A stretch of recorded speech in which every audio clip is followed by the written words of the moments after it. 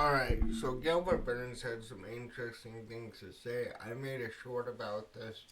I'm a little short on time here, so this will be a quick video. Really quick though, if you like the content, subscribe. We've been going insanely crazy in the last few months, so thank you guys. Without further ado, let's get into this. Now, Gilbert Burns, if you guys don't know, what the fuck is this shit? If you don't know, Gilbert Burns is a former Strikeforce champion, and yeah. So let's get into this.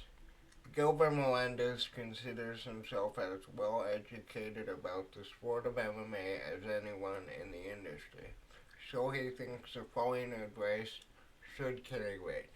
During his nearly 17-year career as a professional fighter, Melendez, 22 and 8, claimed and defended the Strikeforce lightweight title, challenged for a UFC championship, and provided many memorable wars since his retirement.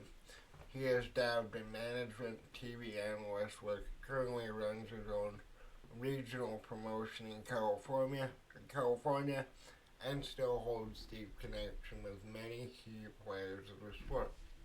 Most notably, the Diaz brothers. He trains with them.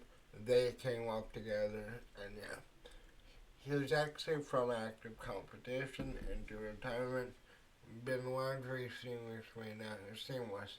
Now 42, Melendez said he's found a comfortable place in retirement. Not everyone has found that same path. However, and that's why retirements in MMA are proven to be so fickle.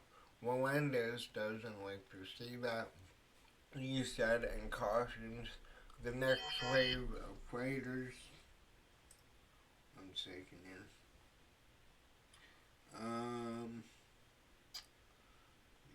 Alright, we're good.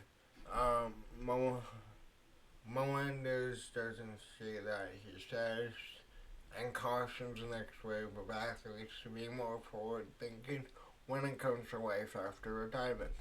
When I set my goals out when I started my career, I just worked to the age of 35 and I was like, alright, I'm gonna do this, Melendez told MMA Junkie Radio. This is when I was a young man, like 20 years old, and my goals ended at 35. And now I have a new plan that's to 60 years old. I have a 60-year-old plan. I think to young fighters that are in the same spot, yes, your lifespan is short in terms of fighting professionally, but you have to work past your fight career. You have to look at it like, okay, I'm in this fight game. I'm investing 20 years into of my life into it. I don't want to stop planning when I'm done fighting. You have to look at it as a 40-year plan, a 50-year plan. Whenever you start, and it can't end with your last fight retiring and moving on. Melendez knows it can be easier said than done for other fighters to hang up the gloves and make it permanent. Fighting is a global sport, and with that comes different circumstances for all individuals. Regardless of that, Melendez said planning for the future is something everyone should be capable of. That is my advice to the next generation. You can't just work to your final fight when you lay down the gloves, Melendez says. You have to look 20 years beyond that and start planning for that now. Whether it's gyms, whether it's private training sessions, whether it's developing a security team, being a promoter. I'm so invested in it. I feel like I have a PhD in fighting. Anyone who has made it to the UFC probably has a PhD in martial arts. I feel like I'm one of those guys at the top of the class. So use that PhD you have from fighting and continue to spread it, right? So that's the article here. I will leave it linked down below so you can watch the interview.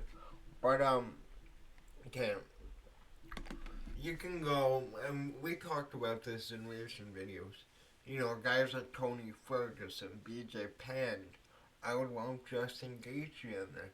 These guys that are elite fighters for years of their life that hit their decline and they continue fighting. It's a terrible idea.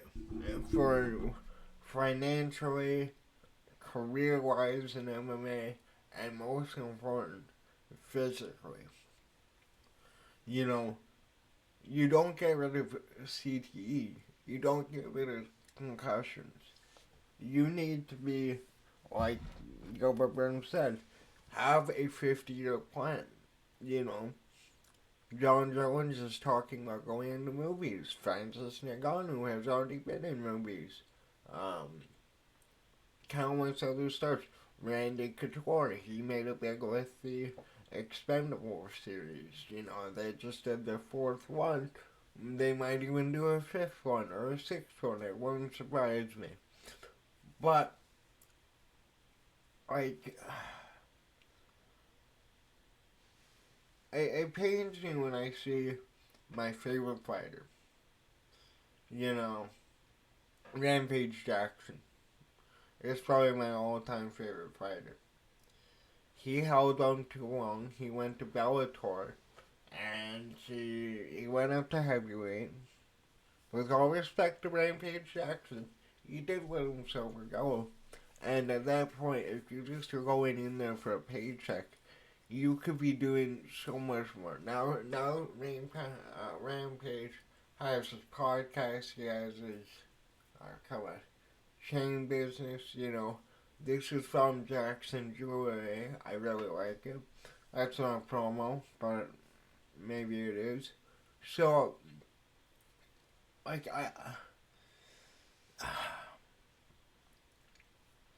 these fighters need a 5-year, you know, they need that 30-year plan. I say 25 minimum, right? You know, if your career is gonna span 15 to 20 years, at least have a 5-year plan after that, right? Make sure you can take that money and, you know, build it into something. Like the chain business I mentioned. Sorry here. There we go. You know, Mighty Mouse, he has his podcast. He does jiu-jitsu tournaments now. I know it's still competition, but DJ has his own path. Chael Sonnen, better than anybody else, I think, built a bigger career after fighting. And he was in there with Anderson Silva twice, nearly beat him. He was in there with John Jones, nearly won because of a broken toe. You know. But he was able to become an analyst. He was able to build one of the biggest MMA YouTube channels out there. He has Bad Guy Incorporated. He has so many sponsorships. Like, that's what I want to see more people do. That's what I want to see these fighters be able to do. Like, beyond, you know, let's throw out a name right now. Ilya Topuria, right? Master star in the UFC, on his rise, just beat two of the greatest featherweights of all time. And he wants to retire in his early 30s. By then, he could become a massive star. He already is a huge star in Spain. Like I said, he already knocked out Volk and Holloway. But I would much rather see him go into movies, go into TV, go into building his own organization in Spain. Things like that, right? We don't need more fighters getting in street fights and getting knocked out. We don't need more fighters getting arrested for DUIs, assault, all these different things. You know, Nick Diaz, he had 5 years of his career taken away from him for pot. The dumbest suspension of all time. TJ Dillashaw got 2 years.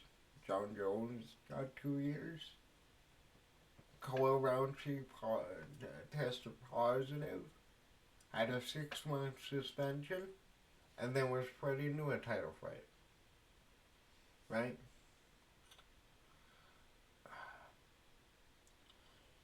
You're only gonna make so much fighting for a belt. When you become champion, you absolutely do make more money, depending on what weight class you're in, depending on how much you draw. A few million isn't gonna last you. I'm sorry. We do not live in the day and age where somebody can live off of a few million.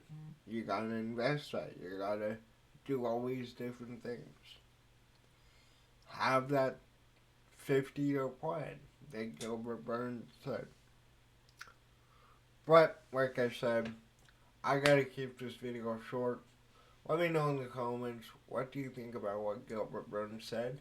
And what do you think about fighters and their plans after fighting? Do you agree with me and Gilbert where these guys need to think far out for this? Or do you believe, fuck it, let's wing the career, see how it goes, run until the wheels fall off? I'm interested to hear what you have to say. Other than that, that's all I got. Later.